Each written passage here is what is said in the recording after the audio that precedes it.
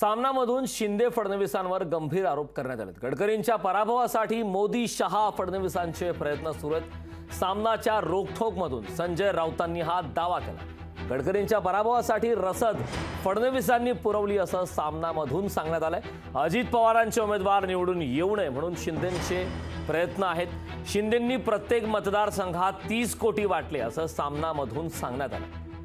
नितीन गडकरी यांचा पराभव व्हावा यासाठी मोदी शहा फडणवीस यांचे प्रयत्न असून गडकरींच्या पराभवासाठी सर्व प्रकारची संघाचेच लोक नागपुरात उघडपणे बोलतात असं देखील सामनाच्या माध्यमातून सांगण्यात आलं।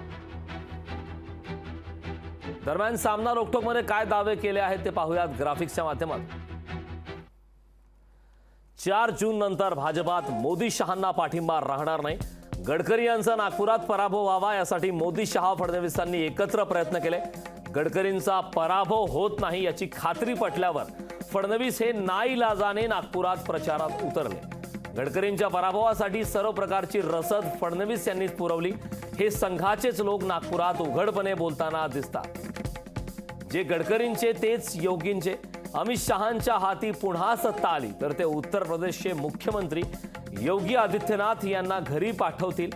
त्यामुळे योगी को बचाना है तो मोदी को जाना है हा संदेश योगी समर्थकांनी फिरवला। उत्तर प्रदेशात भाजपला 30 जागांचा फटका त्यामुळे सहज पडेल।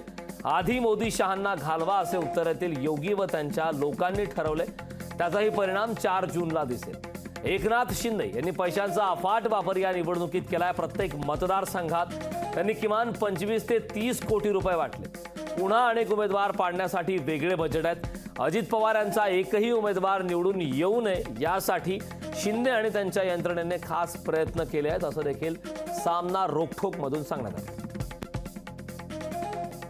आता त्यांनी जे सामनामध्ये लिहिलेलं आहे त्या लिखाणावरनं गडकरी साहेबांचं त्यांचं खूप जास्ती प्रेम आहे असं मला दिसते। परंतु हे प्रेम असताना त्यांनी आपण महाविकास आघाडीचे एक घटक आहोत हे लक्षात ठेवावं आणि नंतर बोलावं। जर त्यांचं प्रेम असेल तर ते प्रेम त्यांनी त्यांच्या घरी जाऊन दर्शवावं। असे लिखाणातून तुम्ही दर्शवाल तर लोकांमध्ये गैरसमज होईल की तुम्ही महाविकास आघाडीमध्ये रोज भाजपाला शिव्यागाळ करता आणि एकीकडे भाजपाचे उमेदवार गडकरी यांच्या बाजूनं बोलता, तर ही काय दुपट्टी भूमिका आहे। म्हणून मला असं वाटतं की त्यांनी आपलं भान ठेवून बोलावं, नाही तर बोलण्यास सगळेच मोकळे आहे। स्वतःचं आयुष्य सुपारीवर चालवणाऱ्या संजय राजाराम राऊतला सगळेच सुपारी घेतात असं वाटतं। हा भांडूपचा देवानंद यांनी सुपारी घेण्यामध्ये PhD केलेली आहे। त्यांनी पाड्यापाड्याच्या राजकारणाचं बोलू नये। आता जे का तू लंडनला बसला आहेस ते लॉयड्स बँकमध्ये कुठले व्यवहार सुरू आहेत?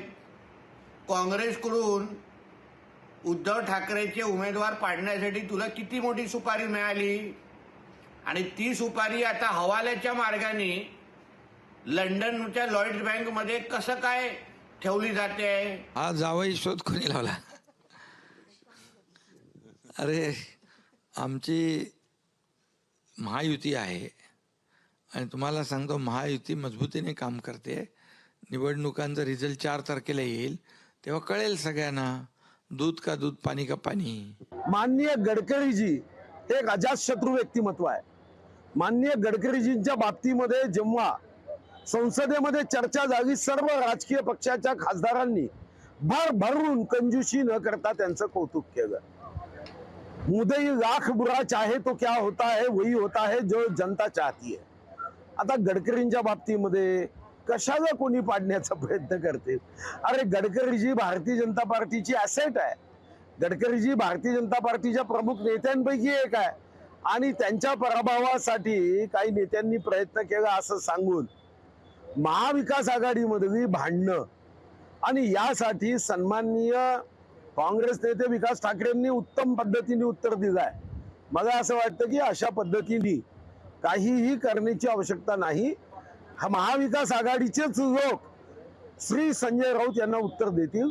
त्याचं डोकं तपासावं लागेल मला वाटतं राऊतांचं। आता तेवढंच बाकी राहिलेलं आहे। आता निकालानंतर त्यांना ॲडव्हर्टाईज करावं लागेल। त्याचं डोकं तपासावं लागेल मला वाटतं राऊतांचं। आता तेवढंच बाकी राहिलेलं आहे। आता निकालानंतर त्यांना ॲडव्हर्टाईज करावं लागेल।